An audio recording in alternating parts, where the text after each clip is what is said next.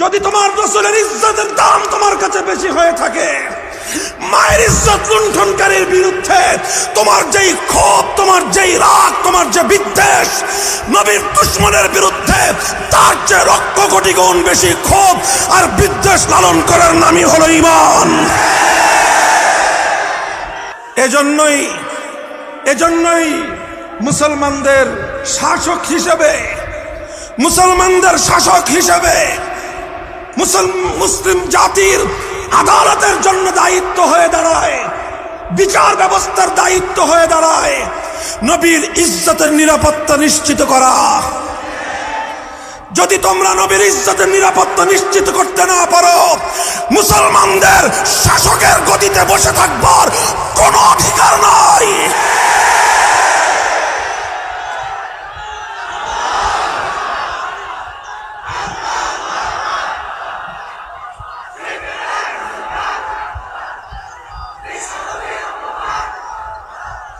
মুসলমান হিসেবে আমরা আল্লাহর নবীর ইজ্জতের নিরাপত্তা চাই।